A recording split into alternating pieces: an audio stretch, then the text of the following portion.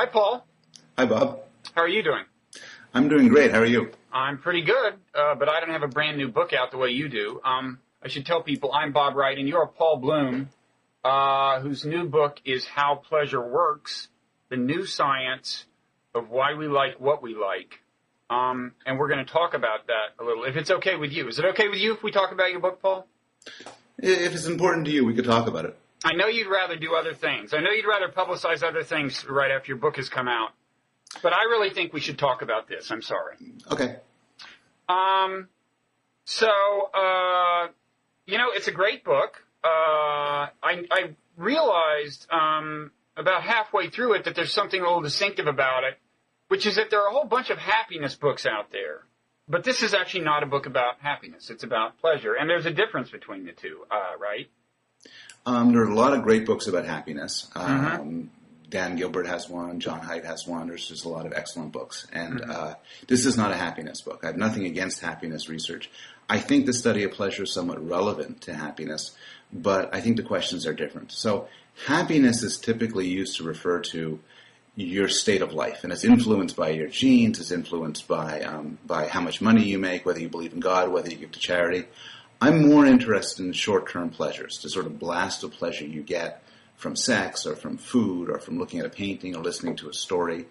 And so, to put it crudely, I'm interested in experiences you could have in 5 minutes or less, while happiness is more of an enduring thing. Okay. And we presume that most people who are happy have at least some pleasure, right? Yes, and most people whose lives are filled with pleasure have at least some happiness. So they aren't unrelated. They're not unrelated.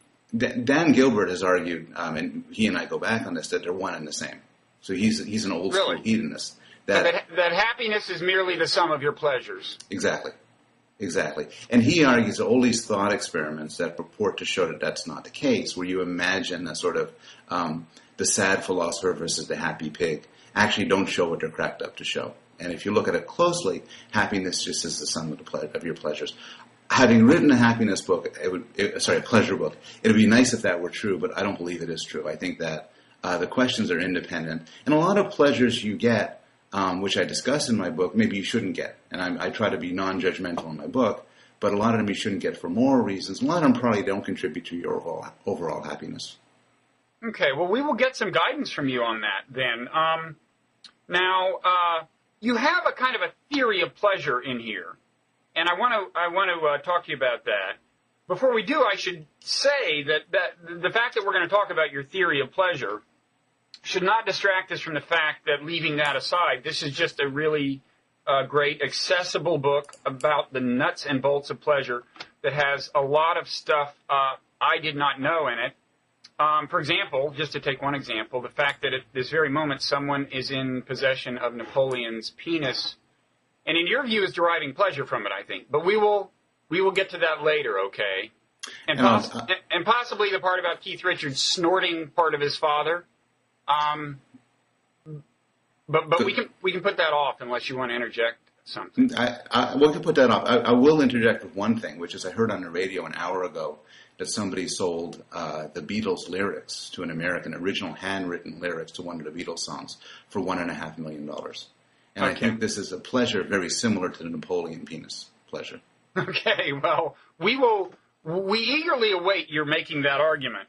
And I'm sure the living Beatles do as well. I want to, by way of getting at your view of pleasure, I want to show people the image on the cover of your book. Well, you have to look kind of closely. I think this is a very clever book jacket because it's one of those where if you see the image in the store, it's sufficiently obscure at first that you really have to look more closely. And that is the first thing you want people to do if you've got a book in the store is look at it a second time. And they have to look at it closely to see that it is a pearl in an oyster, right? Yes. Now, presumably that is relevant to your view of pleasure. It is. I love the cover when they send it to me. They send me the publisher sent me the cover with an email saying, "We've all loved this. This is terrific." And I panicked because I figured they're trying to bully me into something. Yeah. And I love the cover. Some people see a sexual imagery in the cover. I'm glad you. I'll leave that to others. I showed it to a friend of mine, an English professor, and she immediately said, "That's quite the clitoral imagery you got there." And that, I was thinking pearl oyster. But well, that's the kind of guy you are, and I commend you for that.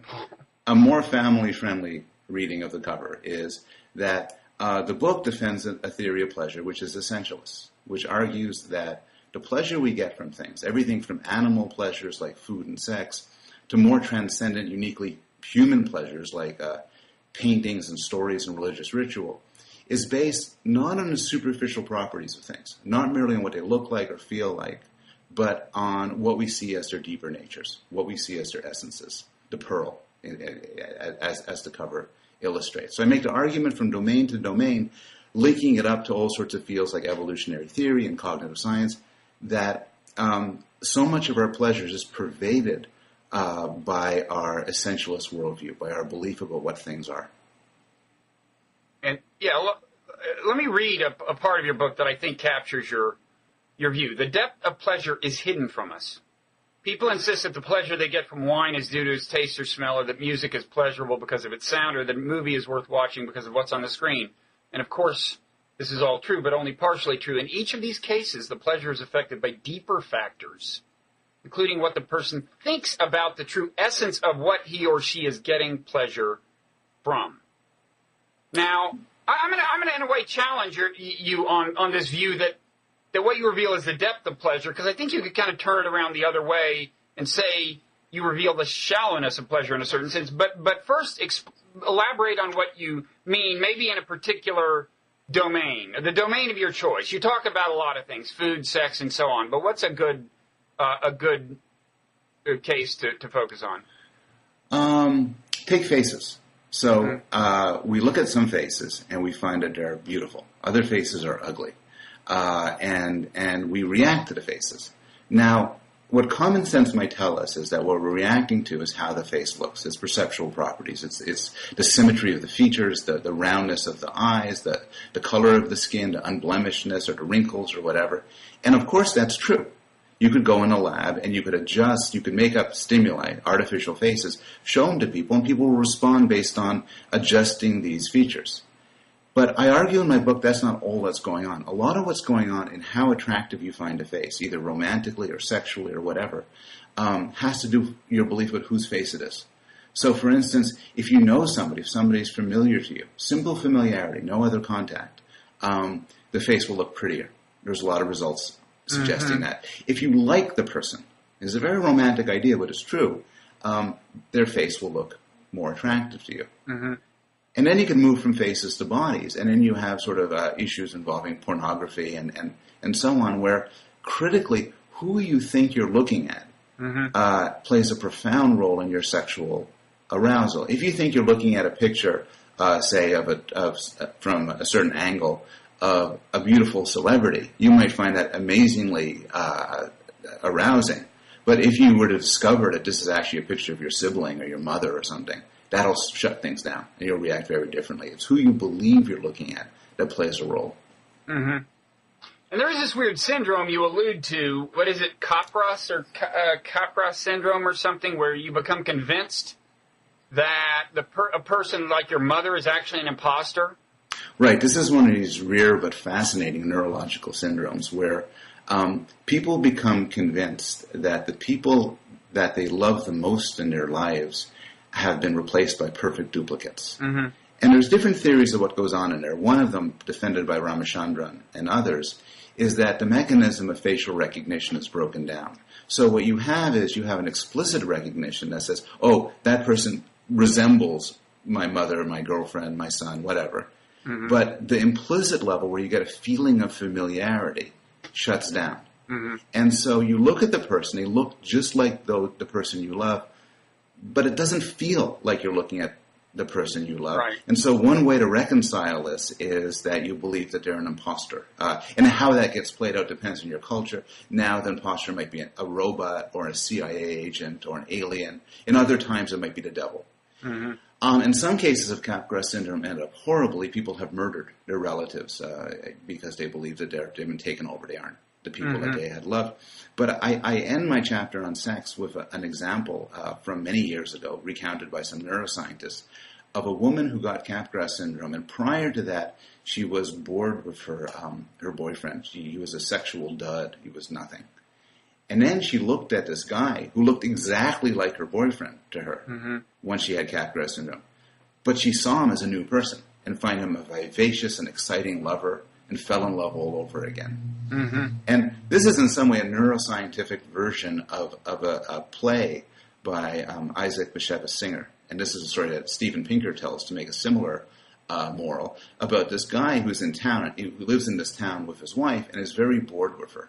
And he goes off on a long trip, gets confused, ends up being turned around, going back into his old town. But he thinks he's in another place where everybody looks the same as where he had left, but they're different people. He sees his wife and becomes passionately in love with her, believing her to be a different person, though, of course, perceptually she's identical. Mm-hmm.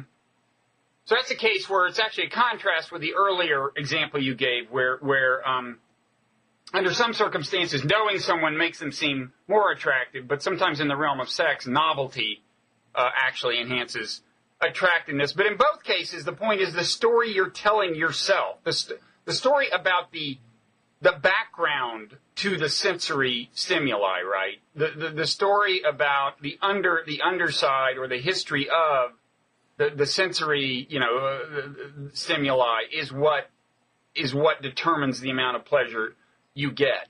That's exactly right. And you're right to say that romance and sort of non-sexual attractiveness may benefit up to a point from familiarity, while sexual arousal might benefit to some extent from novelty. So I offer a thought experiment in my book. Imagine you have a partner, or your husband or your wife, and then you encounter that person's identical twin. Now, we actually know that people don't actually necessarily fall in love with the identical twin. In fact, they're often quite cold to the identical twin as opposed to the original. Looking the same doesn't mean that much. But my bet is that if you see your husband or wife's naked identical twin, you see it as a new body and find that arousing in a way you wouldn't if you were just seeing the body that you're used to seeing. Yeah, well, you should do studies. You should get funding for a series of studies. I'm sure NIH and NSF would compete with one another to fund that research. And people would compete to participate, I would imagine. Yes. Okay, so that's now another realm in which the story you tell yourself about the thing matters is a realm where authenticity comes into play, right? Like works of art. Is this really a Rembrandt? Or you mentioned what Beatles memorabilia did you mention? I mean, the autographs or whatever, actually handwritten lyrics or whatever. You say in the book that John Kennedy's golf clubs went for like $750,000. That was 48,000. Oh, his golf clubs, yes. Golf clubs, right? Yes. His tape measure was 48,000. That's right. But what is that? And I guess this is where. Well, go ahead. I mean, say a little about this whole realm of pleasure. It reminds me, the man who bought the tape measure was interviewed by, I think, the New York Times, and he said that once I had it, the first thing I measured was my sanity. Right. It's a lot of money to pay for something based on your knowledge that it was touched by somebody you respect, somebody famous. These cases of art and sentimental objects are to some extent the easiest cases for me to make my case. So the cases of food and sex are often unintuitive. But if you just think about it for a moment, it's pretty clear that there's all sorts of objects that we possess where it matters critically where it came from and who created it, who had touched it. So artwork is the classic case, and this is what I begin the book with. So if it's discovered that a classic painting, a painting which people adore, would pay fortunes for, is a fake, its value plummets. And this is the case even if people admit they can't tell the difference. People want the Vermeer, they want the Picasso, they want the Chagall. They don't want somebody that looks like it. Mm-hmm. They want the original. And then this extends to our everyday life of things that we collect, our wedding rings, a child's teddy bear, a child's security blanket. I described some research I did with the psychologist Bruce Hood, where he did this. He invented a duplicating machine. And can I interject and say I forgot in introducing you? I think I forgot to say that you're a psychologist at Yale. Yes. Just in case anyone is not sufficiently impressed by your book and other things you've written. Go ahead. Sorry. So Bruce was a psychologist himself. He developed this machine, which is 2 boxes. And you open up both boxes and you put an apple into one of the boxes. Say, close both boxes. Lights flash, a siren goes off. Then you open both boxes, you have 2 apples. It's a duplicating machine. You can duplicate shoes, you can duplicate all sorts of things. And, of course, we just have a false back where we slide things in, but children are totally fooled by it. Mm-hmm. And we use this to address a question which, we address the questions, what do children like about their teddy bears? What do children like about their security blankets and all these things? And one theory says they like the way they look, they like the way they feel. But another theory, the one that I'm enamored by, says they like them because of their specific history, their specific deeper natures that's invisible. But they want their teddy bear. They don't want something that looks like their teddy bear, feels like it, even if they can't tell the difference. And that's what some parents will tell you, but we wanted to test this experimentally. So we got children to put their objects into the duplicating machine. If we got them to put an unexceptional object into the machine, like their shoe, they didn't have a preference. In fact, they had a mild preference for taking home the duplicate. But when it came to their teddy bear or their security blanket, they wanted to take home the original. And in fact, some children refused to let us duplicate their objects at all. And I think that this child behavior is something which we see all the time with adults. If you're fond of your wedding ring or your child's baby shoes or your Chagall, you're not going to be very happy if somebody put it into a duplicating machine and handed you the duplicate, even if you couldn't tell the difference. Because part of what you like about it is its history. Mm-hmm. Yeah, and here we get to a term you use, essentialist, right? This is part of your kind of your conception of pleasure, as opposed to some other kind of theories of pleasure, right? But part of the idea is that people are by nature what you call essentialists. Right? That's right. And this is how I kind of got into these questions.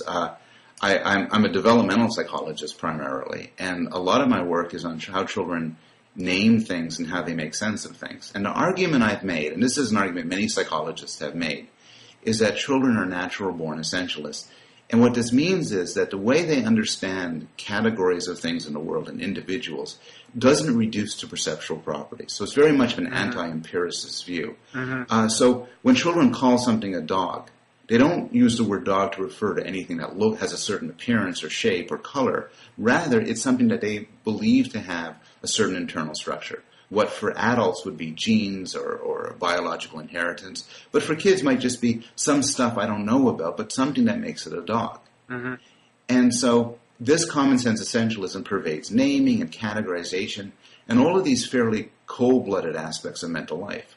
But as I began doing this work and doing some research on children's understanding of art and how they categorize and name and make sense of art, more and more I began to ask the question, to what extent does this essentialism underlie our pleasures? And then I explored it with art, I explored it with sentimental objects, and then I began to explore some more adult pleasures like masochism and sex, right? Using the same perspective. And not to get on a long philosophical digression, but the idea here is that people intuitively think kind of that if you have a name for something, this is a lion and this is a tiger, then the name does correspond to something fundamental, that's internal or something or part of the essence of something. And Plato, looked at language this way and had this whole theory that somewhere there was, there was such a thing as the ideal chair, right? Yeah. This was so that was him being kind of an essentialist, right? In other words, he was taking linguistic categories, names for things, and assuming that, yes, there's something fundamental and essential that corresponds to them. And then other philosophers disagree, and I think they're called nominalists, unless it's the other way around. That's right. But that's kind of the idea, right? It's of essentialism. It's in a way taking linguistic categories very seriously. That's absolutely true. And the claim about psychological essentialism is that this is how we naturally think. Right. We're designed to take language seriously in that way. Right. And names. The claim of Plato and many philosophers is that essentialism is true. Essentialism is a fact about the world. Right. And there the verdict, I think most people would agree, is somewhat mixed. So some terms, what philosophers call natural kind terms, do refer to, in some sense, in essence. So you're not wrong in saying that that everything that we call gold, or what the word gold refers to, is something is based on the sharing of a hidden property, not merely something with a specific color or shape. And the argument I make towards the end of the book is, without essentialism, you wouldn't have science. I mean, science is built on the essentialist impulse that there's more to things than meets the eye. Mm-hmm. So it's right sometimes. It's also wrong sometimes. And so one particularly interesting case where it's wrong has to do with human groups like races or mm-hmm. ethnicities. Mm-hmm. So if you believe that all Canadians share a certain property that makes them Canadians, mm-hmm. a certain invisible property, you would be mistaken. You're not mistaken to say Canadians, there's some generalizations to be made about Canadians, some having to do with kin and nationality, maybe mm-hmm. certain traits, certain statistical properties. But Canadians are not like tigers in that regard. Some categories have should be more essentialized than others. You say this as a Canadian, by the way, we should add. That's right. Or someone of Canadian origin. No, so I know what I'm talking about. You know what you're talking about. I will say, though, that you sound very much like the other Canadian psychologist I know, Steven Pinker. But you would acknowledge that, yes, there are some correlations with national or ethnic background, just not the kind that say racists focus on. Right. There's some statistical regularities hold true. Some statistical regularities hold true even of those things that we call races, whether you're talking about categorizing like Jews or blacks or whatever. There's some statistical generalizations that can be made for different reasons, including culture and society. Mm. But a hardcore essentialism doesn't hold of these categories. These categories are far more loose and arbitrary than people seem to think they are. This is one case where essentialism gets us into trouble. Mm-hmm. So I'm sympathetic to psychologists like Larry Hirschfeld and others who argue that we're to some extent inborn bigots. We're naturally categorizing people into these groups mm-hmm. And assuming these groups have a degree of reality that they don't really have. Mm-hmm.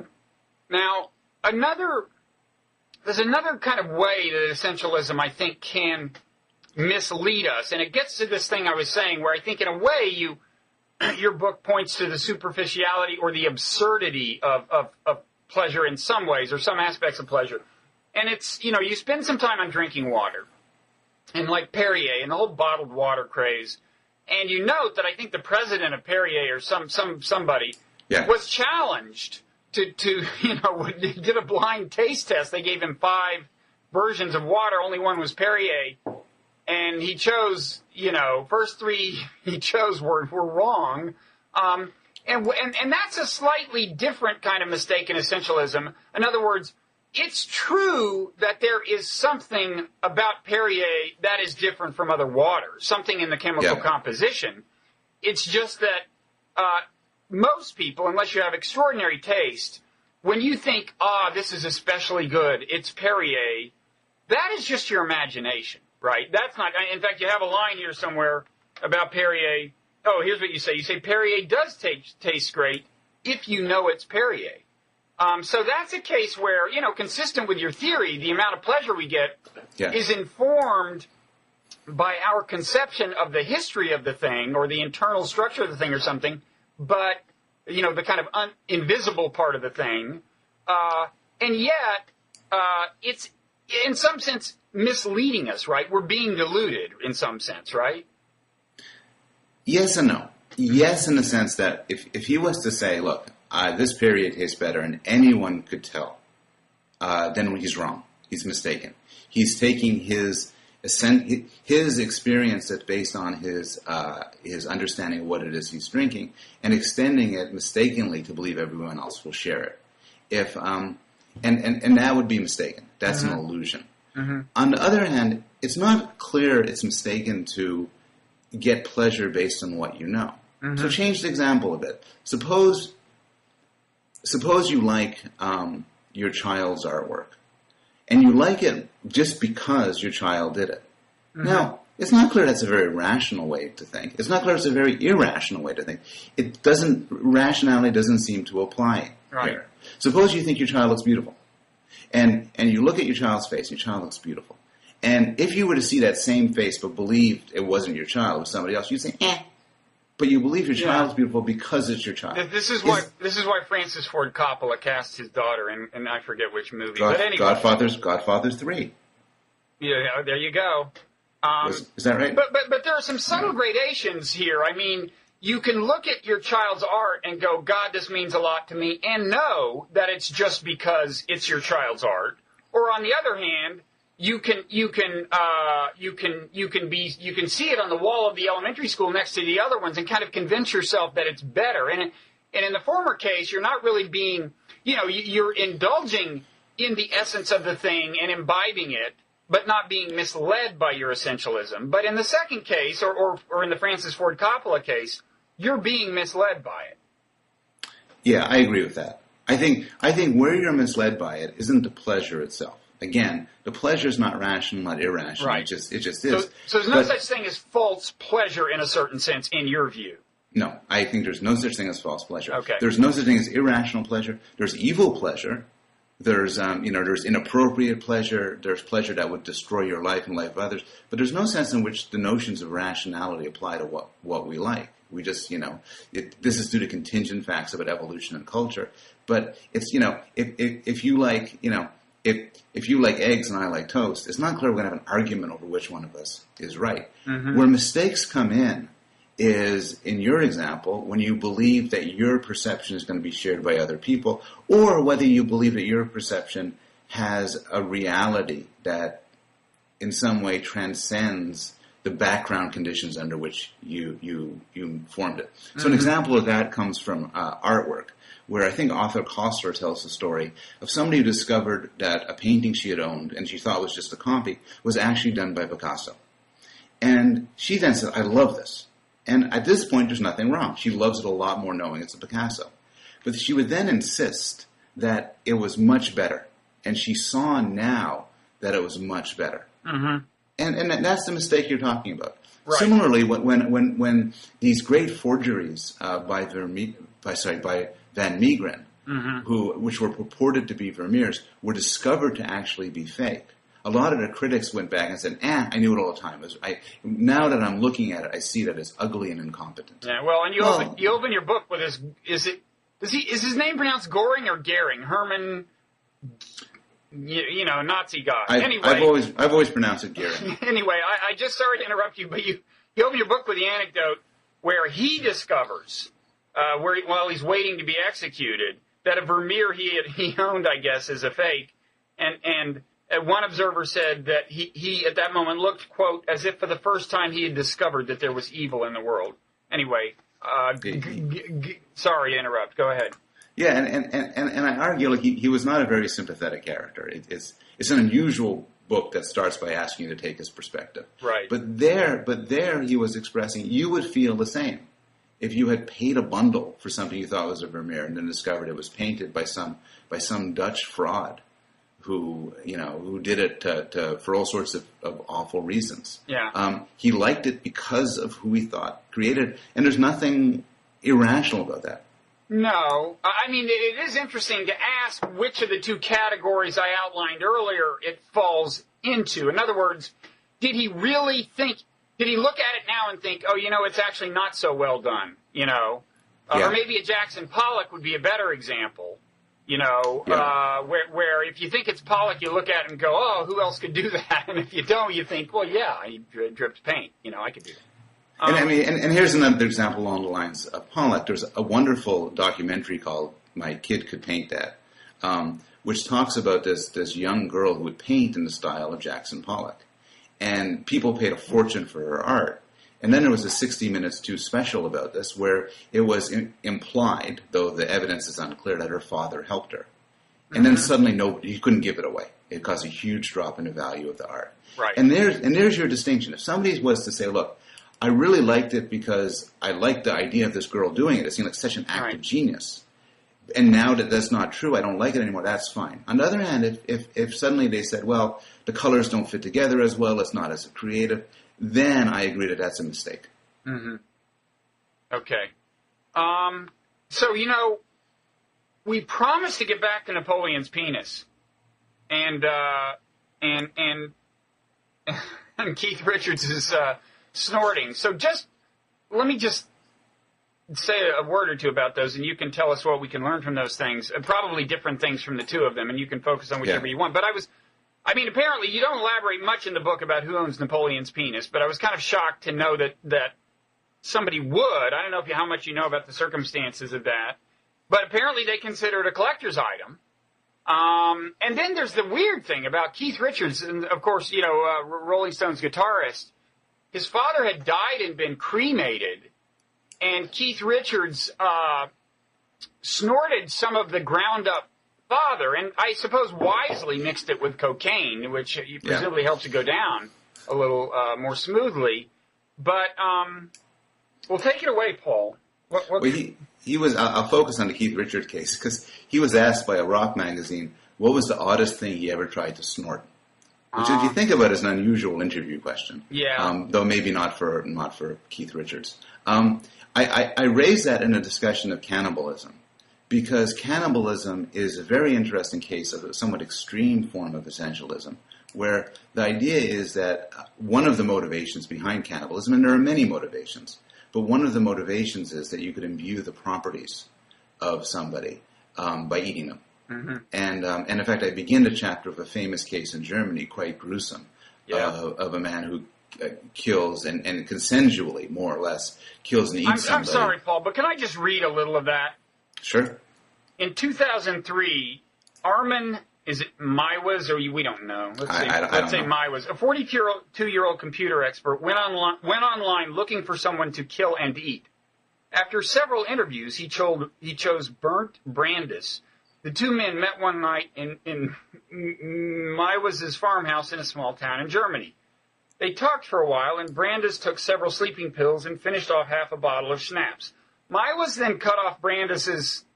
I'm not going to go there. This is a family show.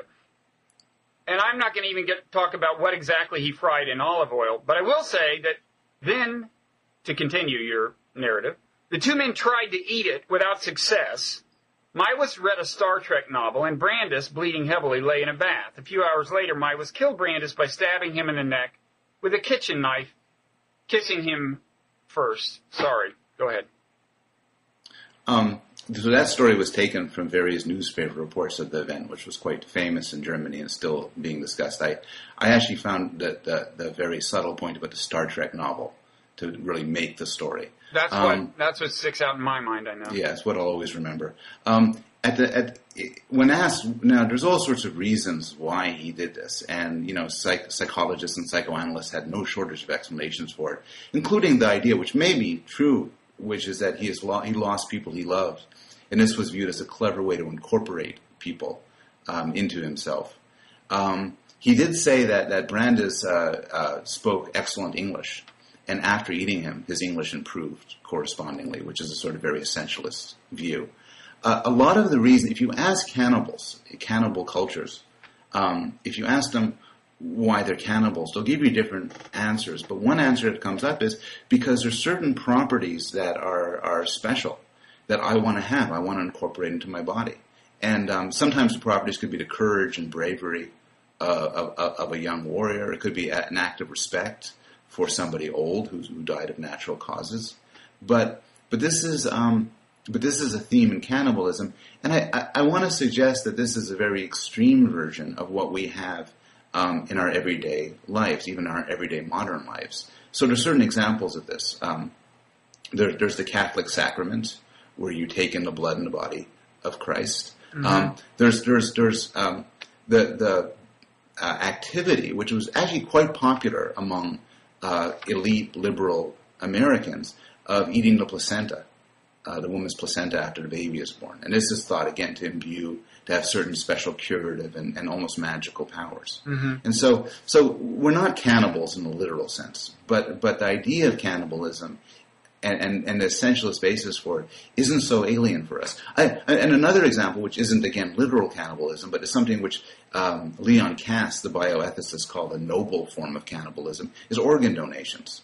So people have all these odd and very interesting views about organ donation. But one view being that when you get an organ from somebody else, particularly an organ like a heart, some of that person's intrinsic interior qualities will be passed along with it.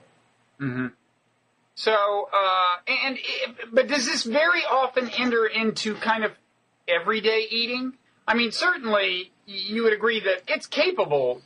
People are capable of having pleasure from eating without knowing anything. In other words, if somebody says, "Close your eyes. I want you to taste something," and I know nothing about it, it can taste good or bad. With my having no claim to knowledge about its history or kind of interior, but is it often the case that that stories about the background of food really has impact?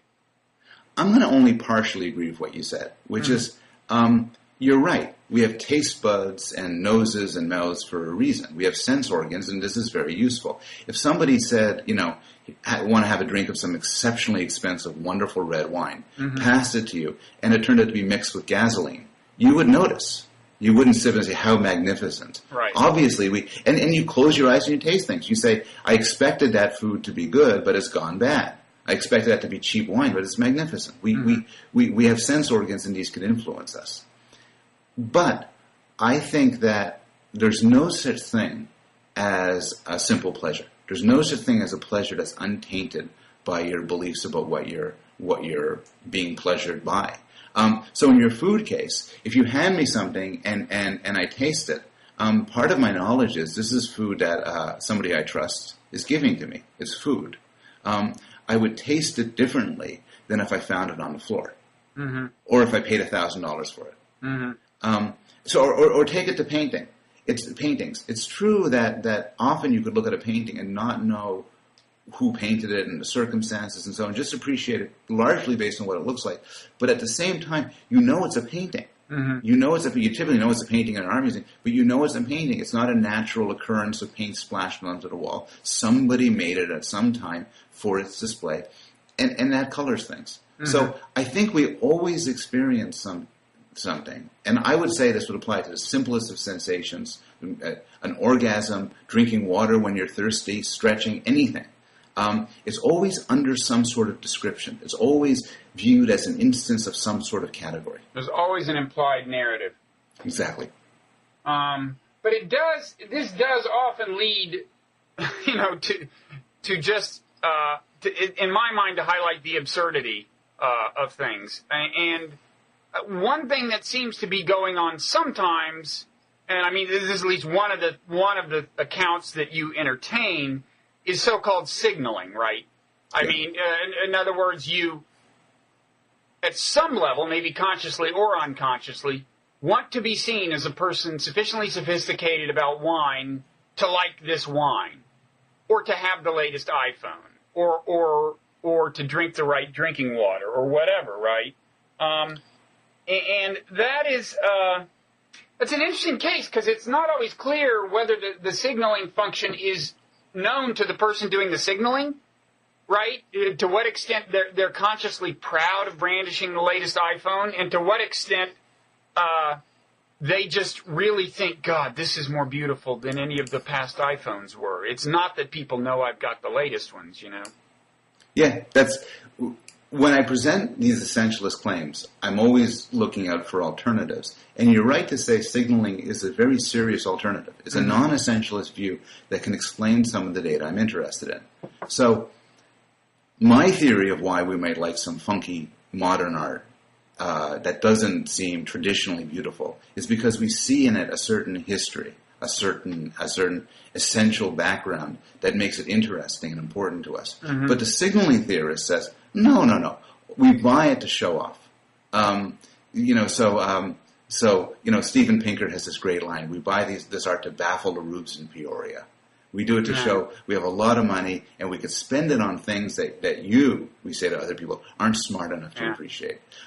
So one reason why I would say we drink Perrier, because we believe Perrier is different. We get more pleasure from it. That's different stuff than tap water. But another reason is you walk around with Perrier and people know you're the sort of person who should be taken seriously. And even if you're by yourself, you buy the Perrier, you look into your fridge, you see it's filled with Perrier, and say, I'm the kind of guy who won't, I do that all the time. That's right. So it's sometimes difficult to pull those two views Well, it seems to me they're not incompatible. I mean, the signaling is kind of a functional explanation. Why is are people in the human species inclined to do this? And then your account is an account of what's going on in our heads, and it may be that in this case at least, it goes on in our heads to justify behavior that is effective signaling, right?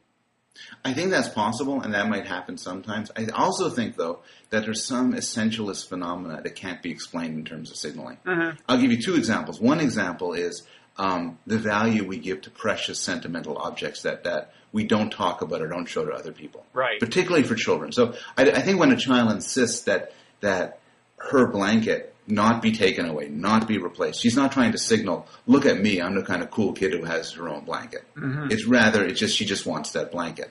A second case involves some research I've done with George Newman and Gil Diesendruck on celebrity objects. So what we do is we have a series of experiments where we ask people, how much did you, first we ask people, name a famous living person who you admire.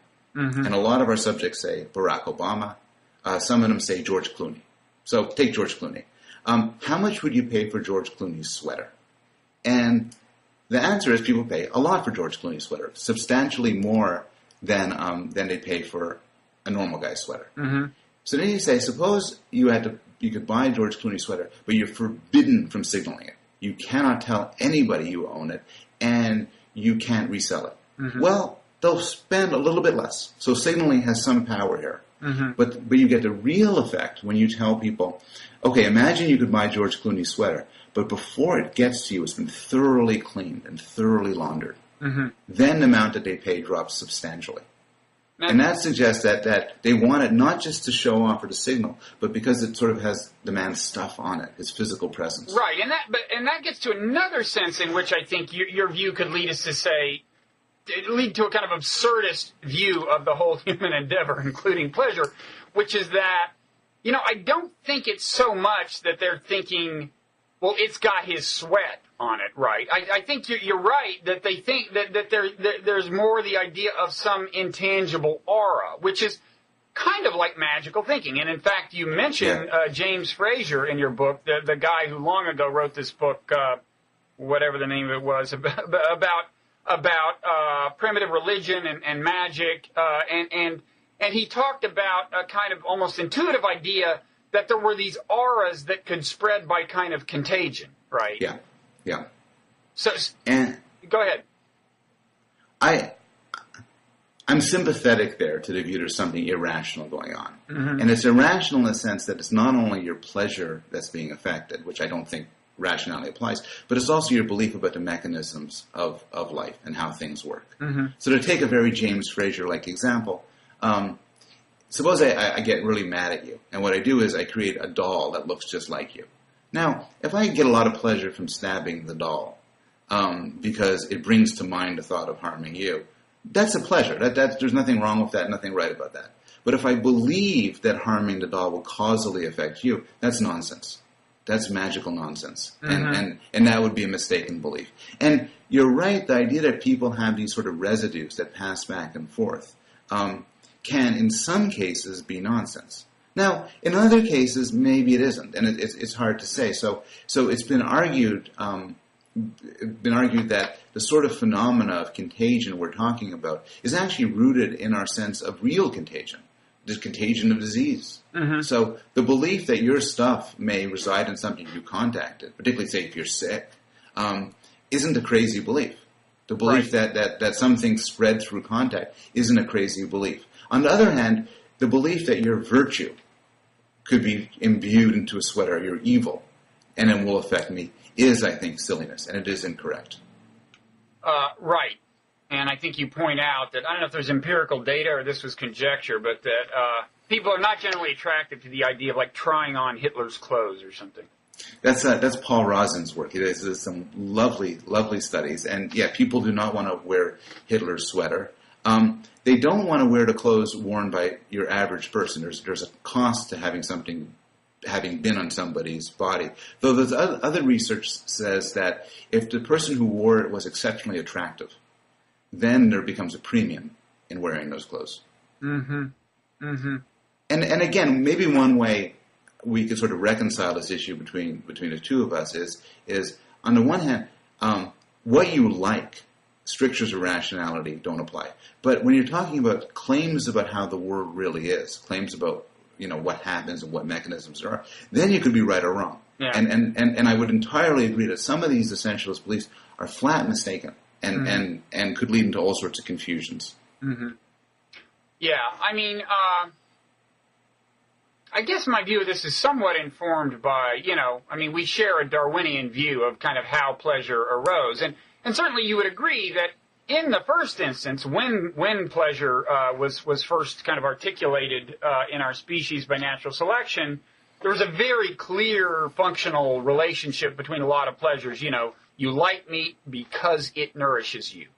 And certainly that's absent in a lot of the things we get pleasure from, right? And one thing you're saying is, hey, there's nothing wrong with that. I mean, let people have a good time. That's right. I mean, and I agree that I think evolution has sort of bequeathed us with a fixed list of pleasures that we like. We like, sex and food and good company and being loved and being safe and so on. But then something interesting has happened. And I think one aspect of that interesting thing is our essentialist worldview has blended into the pleasure, into these more basic pleasures, in sometimes surprising ways. And it has given us many pleasures that just from a Darwinian point of view would be unexpected. Mm-hmm. And it's not that they're magical, it's not that they're somehow non-evolutionary, but they're not adaptations. Mm-hmm. They're biological accidents. And I think that's a lot of what goes on, not everything, but a lot of what goes on in the pleasures of imagination. Mm-hmm. So I think the pleasures of imagination is a somewhat different story where you have these basic evolved pleasures, but now that we have these powerful imaginative capacities, we can then use those capacities to draw pleasure from all sorts of things that we wouldn't have otherwise been expected to do. Right. I mean, you talk about movies and fiction and so on, and there, it seemed to me, the application of your essentialism was kind of subtle. I mean, so I'd like to hear you recapitulate. I mean, my kind of bumper sticker takeaway of your view of art, tell me if this is wrong, is that in a certain sense, all art is performance art. Yes, and I think I'm very indebted to the philosopher Dennis Dutton, who has said basically that. When you look at art, even a static piece of art, what you're doing is you're evaluating it based on an assumed performance that led to its existence. Okay, so, and that, I mean, you think that accounts for, I mean, I was almost surprised, you think that sometimes when we're watching movies, are kind of getting certain moments of the movie, or kind of enjoying them, getting pleasure from them, depends on either consciously or half-consciously having in mind the creator of the movie in a certain sense, right? Being very conscious of the movie as a created thing. That's right. And you're right to point this out, which is I have 2 chapters in imagination, and to some extent that's my favorite topic. But there I end up talking about a lot of things that don't connect to essentialism. In fact, I argue a lot of the pleasures of the imagination are due to, actually, Tamar Gendler and I were on Blogging Heads a while ago talking about her theory of a leaf, where you respond to the imagined as if it was real. And I think that's a lot of what goes on in imagination. And that's a lot of what we like about a story is because it strikes us as if it was the real thing, and we like the real thing. But I don't think that's the whole story. And what I argue is, and this is the connection of essentialism, is your perception of, say, an event, 2 people talking, will rest critically on whether you think these are just 2 people talking or whether you're watching something that was intended for your appreciation. It's almost as if it throws a mental switch. Once you realize that what this isn't reality, but it is the spawn of somebody's imagination, all the rules change. Mm-hmm. And it's not hard to find examples of this. There's all sorts of interactions that you'd see on the street, and you treat them one way. If you believe this is a real interaction, you might respond with boredom or anger or pity, and a different way if you think it's real, and a different way if you think it's a story, a different way if it's some sort of street theater, and this throwing of a switch between real and imagined has all these ramifications. One of the ramifications is once you believe it's imagined, you could then apply the same sort of mental assessment that you use for artwork and other artifacts. Mm-hmm. So if I'm eavesdropping on a couple talking, I'm not going to leave later and say that was poorly scripted, and deeply unsatisfying, because it wasn't for my benefit. But I could say that if I was watching a play. Mm-hmm. Okay. Now, I wish we weren't getting short on time because there's a lot of stuff I'd like to cover. But let me throw a couple more things at you. One obvious question. We touched on this with the case of the guy who volunteered for the job of being killed and eaten. But what about masochism? Masochism is this great puzzle. I'm mostly interested in what Paul Rosens described as benign masochism. So I don't have that much. Eating hot spices. I had a burrito last night and was thinking about your book and was trying to decide if this, what you call benign masochism, I mean, is there indeed a moment of pain, that I'm enjoying when I have a highly spicy food, right? I think there is. And you talk about what's uniquely human. Rosen argues, I think convincingly, that man is the only animal that likes Tabasco sauce. It could be a defining feature. We like spicy foods. Other animals will eat spicy foods. Dogs will eat spicy foods, but not if they have a non-spicy alternative. Mm-hmm. And I think we like the burn. We drink black coffee. We drink beer. These sort of bitter, acidic flavors. Yeah, but see, flavors. I think those are different because in that case, those are drugs. And through Pavlovian conditioning, I think it's Pavlovian and not Skinnerian, you come to like the taste they're associated with. See that? And you could say the same with spices because you like eating the food, which you're doing, but I do think those are slightly different. I mean, there must be people who like spices the first time, where I personally think almost nobody likes coffee the first time. But anyway. No, fair enough. And in fact, one view about coffee is you start off drinking it with milk and sugar, typically. And then, and if you drink it black, you're doing it to impress somebody or for some other reason. Right. So, fair enough. And this Pavlovian theory has some, I think, merit to it. So there's a sort of pseudo-Pavlovian theory about the pleasure of really hot baths, which is it's painful when you get in, but then there's a pleasure when it gets to be the perfect temperature. Mm-hmm. And soon the initial pain is associated with later pleasure, and then soon it's enjoyable. I think there's certain masochistic pleasures that cannot be explained in that sort of way. I think we often seek out low-level pain that doesn't come with an accompanying reward. If you have a sprained ankle, you might put a bit of pressure on it. If you have a sore tooth, you might prod it with your tongue. I have a theory about that, too, but go ahead. No, go ahead. You go ahead. Oh, it's just that I would imagine that there's functional value in it has to do with the recovery process in kind of pushing, you want to maintain the flexibility of an ankle as it heals, right? Yeah. So natural selection would want you to kind of just move it as within bounds and just get to the edge of pain, and that's far enough. Well, I'll give you two examples that can't be captured with that, physical examples. One answer is if you ever have access to a shock machine, and some psychologists have them in their labs for different experiments of this sort, which give off painful electric shocks. Yeah. You ask people, do you want to be shocked? Yeah. And they'll almost always say, yeah. Jonathan Haidt, who studies disgust, and has a wonderful disgust experience. And disgust is a simple aversive emotion. There's nothing good about disgust. Says, if you ever ask somebody, do you want to see something disgusting? They'll say, yeah. and so I don't think the ankle tooth theory works as well for that. And then you get to the sort of masochistic pleasures of the imagination. Why do we like horror movies, and why do we like tragedies? And these are grand philosophical questions. Right. And the story I tell, which actually isn't so far from what you were saying before, is that it's a form of practice. It's a form of play, of safe practice. Right. Where what you do is you want to explore worst-case scenarios under controlled circumstances. So go back to the sprained ankle. You want to know what kind of flexibility you have. You want to know what you can do. And you could just see what the world has to throw at you. But probably a better way is to move it around yourself. Mm-hmm. Fighting, it's really good to know how to fight. If you're a young animal, there's always going to be some scrap you're going to get into. Mm-hmm. But the best way to practice fighting isn't to fight because you get really injured, you get killed. It's to play fight.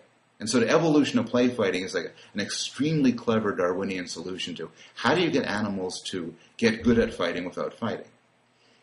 Then you get to the imagination. How do you get animals to get good at dealing with bad things in life without experiencing bad things in life?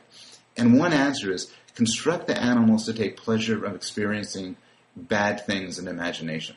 And I think that explains part of the appeal, not just of horror movies and tragedies, but also the masochistic fantasies many of us have. So for me, it's a great puzzle. You're walking around, you're going for a walk, you have nothing else to do. You could construct any imagined scenario in your head. But when you ask people and do the experiments, it turns out a lot of the scenarios people construct are negative ones. They say, what would it be like if I lost my job? What would it be like if my kids were killed? If you know, and they have these negative ones. And it's not a sign of mental illness. It's a sign of a low-grade form of masochistic practice where you try to imagine these bad things so that when the bad things do happen, you're kind of ready for them. I'll buy that. Okay. For the time being, and pending further reflection. So then, okay, so we're kind of almost out of time. So you get kind of cosmic toward the end. You talk about transcendence. And doesn't sound like you almost. I don't think of you as the type to extol transcendence, or even entirely to have room for it in your worldview. So what do you mean by transcendence? No, I'm probably one of the few people, when people talk about being spiritual, I deny being spiritual. I'm not just not religious, I'm not spiritual. Yeah. And so it's strange for me to be writing about transcendence because it's not that familiar a feeling for me. But I talk a bit at the end about the appeal of religion and the appeal of science. And I think this reflects, in a very different way, the same essentialism I talk about throughout, which is I think there's a pleasure to be had in making contact with what you see as the deeper essence of things. And I think that's, and I think I'm, if I had to put myself in either camp, science is definitely my camp. I find the scientific insights give us sort of a thrill of seeing how things really work. But for most of the world, this thrill is to be had through religion. And of the many, many charms about religion, I think one of them is it gives people, through ritual, through different prayer and different aspects of community, ways to feel like their contact, like there's more to the world than what it seems. And that they could somehow make contact with this deeper reality. And I think there's all sorts of ways religions differ, but this is one thing that they share, that they can provide this form of pleasure. And so I end the book exploring that idea. And I think you say that has something in common with the mindset that permits science to happen, right? I mean, you make kind of a comparison between, on the one hand, believing in communion that the wine you're drinking actually is the blood of Christ. It has this invisible characteristic, and on the other hand, a scientist being able to look at a rock and think actually subatomic particles and fields and whatever. Yeah, I think there's these deep parallels. I think religion has an advantage in that it's not only, religion has several advantages. One advantage is it's a lot easier to appreciate the transcendence offered by religion and by science. You don't need years of training and years of study. Another one advantage is it suggests that there's not only a deeper essence, but there's also a deeper purpose. And this is something which religions naturally have that science is more divided by. Science has an advantage in that it tells us things that are true. And I think religion doesn't. But again, to find my transcendence in science is a very minority taste. Most humans find it in religion. Yeah, but this is said. The Richard Dawkinses of the world tell us the sort of religious awe they get from. Speaking of awe, now this is one form of pleasure you don't entirely approve of. I think you say the world would be better without awe, right? I don't entirely approve of it, and I'm responding here to Dr. Keltner, who did some work with Jonathan Haidt. Yep. And Dr. is the world's leading scholar on awe, and everything I say is indebted to him, and he says incredibly thoughtful and rich things about it, but he likes it, and he looks at awe, the paradigmatic case of awe, as feeling awe towards the Dalai Lama, towards some wise and benevolent religious leader. And he sees this as a great force for good, bringing people together to subvert their personal desires for a greater good. When I think of awe, I think of Hitler. I think of Hitler and Stalin and all these real rotten people who managed to exploit a quirk of human psychology to get people to give up their individual good sense and give themselves up to the great leader to do terrible things. Mm-hmm. So and I think I don't disagree that there's a good side of awe. I doubt if you would disagree there's my bad side. It's a matter of emphasis, but I think our species would be a lot better without it. Really, on balance. I mean, because it does, that people had awe for Martin Luther King, Gandhi, and so on, that worked out well, right? That people were more amenable to their messages. But you think that there's kind of more Hitlers in the world than Martin Luther Kings in some sense. It's more that I think that Martin Luther King's have other ways to appeal to us. They could appeal to our rationality, our sympathy, our caring, and all sorts of other good traits that I'm very happy that we possess. The Hitlers have less, but the Hitlers really can push the awe button. They can push the button which makes us fall to our knees and agree to do what they say. Okay, and so I think without awe, a lot of goodness would remain, a lot of evil would go. And what about what is kind of the flip side of awe in a certain sense, which is, I think, the idea of evil, as something that almost somebody exudes, or certainly once you start thinking of a person as evil, it really changes your behavior to them. Now, on the one hand, I think we'd agree that the world would have been better off if more people had thought of Hitler as evil earlier than some of them did. But on the other hand, I actually think that, not to let my politics intrude, but that before the Iraq War, people who wanted to fight the war went to great pains to identify Saddam Hussein as evil precisely because it short-circuited our actual thought processes about the wisdom of invading the country. So, first of all, do you agree that evil is kind of almost the opposite of awe, or the flip side? And secondly, do you think on balance the world would be better off or worse off without that? I could see it being the flip side. I think that's convincing. I've read your arguments, and I'm partially convinced by them that we'd be better off without the simple attribution of evil. I'm not entirely convinced. I think saying such and so is evil mobilizes people in a very powerful way. Right. And sometimes, and so there's a calculus. Right. Here. But so does awe. That's the sense of it's the exact Yes. flip side. And ultimately the question is, for both of them, are they more often deployed for good or evil, which is kind of an empirical question. It's an empirical question. So we will close with an empirical question, and since what you do is empirical work, that'll set you up for the next several years of seeking grants. Well, thank you very much. And the book is great. It's How Pleasure Works, and we think the review for it is going to show up on the New York Times roughly as this airs, and apparently there's also going to be a podcast on the New York Times of you. Needless to say, it won't compare in quality with what you and I have just done, but it's only the New York Times after all. It's only them. Yeah. Okay, well, thanks a lot, Paul. Thanks a lot, Bob. Good luck with the book. Thank you. See ya.